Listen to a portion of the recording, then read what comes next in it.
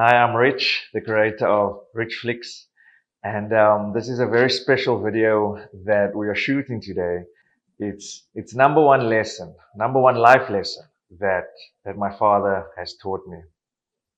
So before I get into that video, I just want to extend a deep message of gratitude to all our clients, through all our businesses and brands for your messages of condolences, for the sessions we had, all the emails, all the messages. I greatly appreciate it. I greatly appreciate you. For those that don't know, I lost my dad on the 28th of September with a sudden heart attack, age 61, and it took us all by surprise. And so thank you for keeping my mom, my brother, my sister, and myself in your thoughts. We really appreciate it. And I start every day with gratitude. And it's, as you know, as I've mentioned before, that gratitude is the best foundation that we can start with. And there's two types of gratitude. There's the easy gratitude where life is good and you're so thankful. And then there's the hard gratitude where you're going through a season of a death, a season of divorce, a season of a breakup. And then it's the hard gratitude. But we can still be gratitude in those dark moments. We can still be gratitude. We can still find things that we can be grateful for. So the Rich Flick subscribers will know that I have a morning routine. I call it my JAV routine. That I start, the J stands for journaling, the A stands for affirmation, and the V stands for visualization. So we JAV every day. So if you guys want to see more about that video, we did upload it onto the Rich Flicks platform, and it's available to everyone to just look at. I speak more about the morning routine.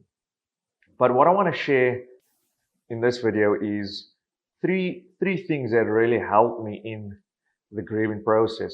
I don't want to call it the 3 stages of grief, because there's no real stages. Everyone grieves differently. But just 3 things to remember that helped me as I grieve this loss of my dad. And it can be a loss of death or a loss of a relationship, maybe a divorce, maybe a breakup. It could even be a loss of a business, maybe a loss of finances, maybe you went bankrupt. This could maybe help you to deal with that loss. And the first thing is acceptance. I needed to accept that my dad passing away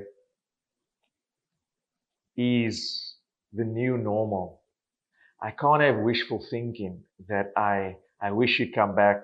I wish it never happened. I have to accept that our relationship is no longer here in the physical, and I have to accept that he has transcended into the next phase. And I know that the spirit never dies. So the earthly body of my dad has passed away, but the spirit can never die. So I know that his spirit is alive forever. So there's no relationship with the physical, but there's still a relationship with the spiritual. So my relationship is now different, and I need to accept that. And as I go through the stages, I must be honest that I'm dealing with every one of it. And it's a process. And I need to be patient with myself through that process. So the first step is acceptance. I need to accept what happened. And I need to find a way to rebuild and move on. You need to find a way to live your life around that hole that person left.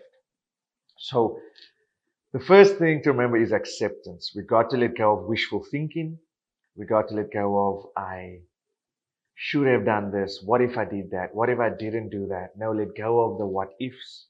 Let go of the should haves. Let go of the could haves. Just accept what happened. The next thing is, my favorite thing is harvest the good. We've got to harvest the good. So as a lot of you guys know, I left South Africa about 4 years ago. So I could have, what if I never left South Africa? I could have wishful thinking, I wish I never left South Africa. But I have to accept that that's what happened. So I can still harvest the good times that I was in South Africa. I could harvest the special memories. I can harvest the good. So One of the things that my dad wanted to do, his dream was to go to the United States of America. So I have a good memory. Before I left South Africa recently, in July, I was here for my sister's birthday, and we played Pictionary. I don't know if you guys know the board game Pictionary. And we had this whiteboard, and I told them all to write down their dream countries that they would like to visit. So my mom wrote Greece, and I saw that Craig had Portugal, and Michaela had China, and my dad wrote USA. And I thought that I have time to take my dad to the USA because he's 61 and he'll make it to 70 easily, maybe make it to 80. That's what I thought. I never saw the sudden heart attack coming. So unfortunately, he passed away without going to the USA. But I realized that I went to the USA in June 2023. And although he never got to go, he got to see his son go. And I also got accepted onto the Forbes Council, one of the youngest members, one of the only South Africans on the Forbes Council, and my dad got to see that while he was alive. But I could put the focus on the negative that my dad never got to go to America, or I could put the focus on the positive that although he got to see his son go. And many people told me how proud my dad was of me and of Craig and of Michaela. So I can just harvest the good. And that comes with intention. So every day I can choose to bury the sadness, to bury the pain, or I can intentionally choose to harvest the good. Harvest the good times we had together. Harvest the special moments we had together. And it doesn't mean because you are harvesting the good that you're not sad. I have to be honest right now that sadness is in my field. Sadness is in my awareness. And that's normal. That's okay.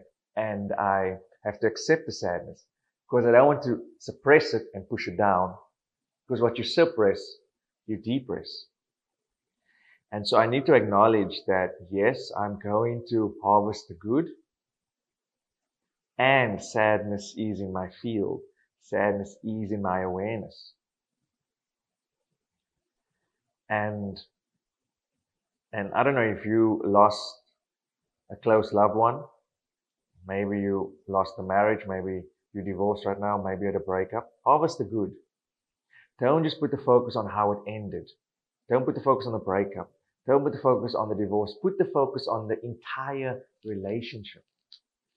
If you were married for 10 years and you had a divorce, that's not a failure. That's 10 years of relationship building, 10 years of memories, 10 years of special moments. Celebrate that. Don't just put the focus on how it ended. That is unfair. Put the focus on the entire relationship. And then harvest the good. Harvest the good. And the third thing to remember is forgiveness. And I know this is a tough one, but you don't have to do it now. It's a process. I'm also working through that process. My dad was a good man, but he wasn't a perfect man. There are no perfect people. That's what makes us human. I have to forgive my dad's mishaps, and I have to give my own mishaps. What happened. There's no point holding on to the grudges. There's no point holding on to the resentment. There's no point holding on to that bitterness because that just weighs us down and it slows down our vibration. But when we're like, I forgive you, flaws and all, now we lift our vibration up and now we're in that place where we can create, in a creation mode. And as I said before, we were all born to be creators. There's only two types of people in the world. There is consumers and there's creators. People are broke and in debt because they overconsume. The rich get richer because they create everything for the 99% to consume. So the top 1% gets richer and richer because they are always creating. The 99% get broke and broker because they are always consuming. So there's nothing wrong with consuming if you know my identity is I am a creator. Then I need to be in that vibration. And holding on to resentment and bitterness slows down our vibration. Like, you know what? I forgive that person. I forgive myself. And we did a great series with Candace Mama, season 3 on the Rich Fix platform. You can check that out for Rich Fix Premium members. But we were saying that all forgiveness is self-forgiveness. People are like, no, I don't want to forgive that person. You don't know what they did for me. You don't do it for them. You do it for you. I asked Nelson Mandela the same thing. How could you forgive your jailers? How could you forgive those racist people? He said, I didn't forgive them for them. I forgave them for me. If I didn't forgive them, I'd have been free on paper, but mentally in prison, emotionally in prison. So we forgive for our own healing.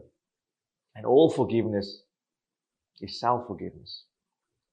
And so that's been really 3 key things to help me with the grieving process. That there's no real stages of grief. There's no rules out to grief. We all grieve differently. But just 3 things to remember is acceptance. We got to accept what happened. That relationship is changed forever. It's not going to be the same. It's learning how to build a new normal, a new life.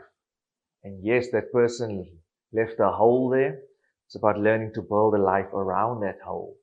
And over time, that hole will get smaller. It will never disappear, but it will get smaller. But you've got to accept that things are different now. The second thing is you've got to harvest the good. Don't put the focus on how it ended, on the last hours. Go back, reminisce, use your memory as an asset and not a liability. And put the focus on the special moments, the good times. Harvest the good.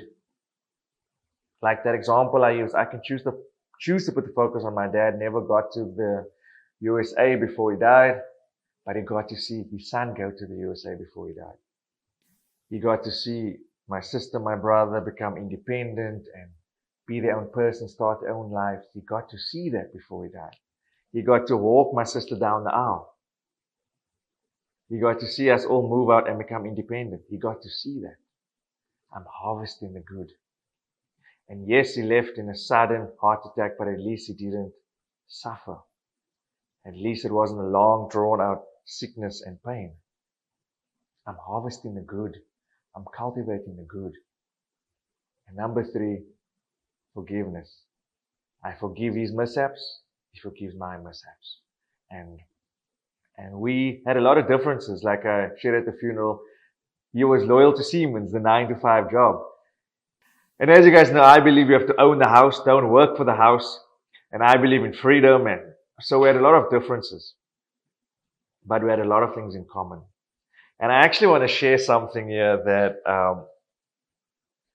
I went through my dad's certificates and he had a lot. So this was just some of them. He got a diploma from Damlin on business management in 1991. And then he got a second diploma from Damlin on project management, 1998. And then my dad actually received a degree, a BCom degree in Bachelor of Commerce from UNISA, which is University of South Africa. But what was amazing from this degree is he got it after he was married. He got it after he had children. So even though he couldn't get the degree when he was younger because of finances, because he didn't come from a rich background either. He didn't come from money. So even though he couldn't get the degree when he was 19 or 20, and even though he was married and had 3 children, he still didn't let that stop him from getting the degree. It's never too late. I don't care how old you are, you're never too old to learn. I tell people as long as we're breathing, we are learning. It's part of being alive. We're spirit beings. It's either we're dying or we're growing. There's no neutral. And it didn't stop there with the degree from UNISA. My dad got a program in purchasing and supply management diploma with distinction in 2014. And then he did an advanced program in sourcing and supply chain management in 2016. So he got his degree, but he didn't stop there. He continued learning. And right up to COVID times, I saw this from the South African College of Business. They serve to certify that Roy Harrington has successfully completed financial management 3 December 2021. And then he did from the same South Africa College of Business. Roy Harrington has successfully completed financial statements on the 29th of April 2022. And then the last one he did was 19th of May 2023. This serves to certify that Roy Harrington has successfully completed taxation. And if my dad had more time, I know he'd be doing people's taxes. And that's the number one life lesson that my father has taught me. Life is about continuous learning. If you're taking notes, you want to write that down. Life is about continuous learning. If you get your national senior certificate and you stop learning, you've capped your earning potential. If you get your degree and you stop learning, you've capped your earning potential. My dad got this taxation qualification at the age of 60. And I know that if he lived till the age of 70, for another 10 years, he'd continually doing courses because that's who he was. He was a continuous learner. My dad was a student. And I share this memory at his funeral that when I gave a talk at the Strand Hotel, my dad sat right at the back and he was taking notes. I mean, what father takes notes from his son? That was a mark of humility, and that's what I'll never forget. My dad was a humble man, and he was a learner. And he always had a student mindset. Right up until the age of 61, he was always a student. And that's why I tell people I've met billionaires and they're still learning. They have this attitude that as long as I'm alive, I'm learning. Learning is a continuous journey. That's why I tell people the marketplace is just an exchange of value. Don't put the focus on the money. Put the focus on the skills. How can I upskill? How can I learn, relearn? How can I unlearn? You see, in the past, if you couldn't read and write, you're known as illiterate.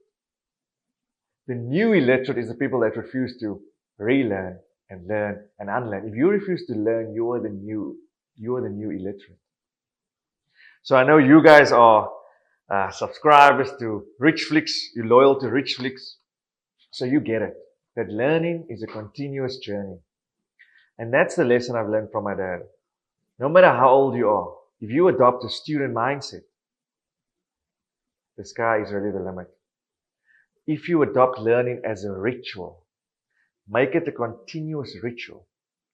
Become consistent at it. That's how you become a master in your craft.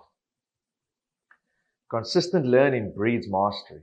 If you're taking notes, write that down. Consistent learning breeds mastery. And every master was once an amateur. Every master was once an amateur, but they had a continuous learning, a daily ritual of learning. It's like I said, the marketplace is an exchange of value. And you've got to empower yourself. Because in any field where you don't empower yourself, someone will come in and they will overpower you. You have got to empower yourself. As you guys know, the mission of Richflix is to empower 1 billion people with the tools to set themselves free by 2030.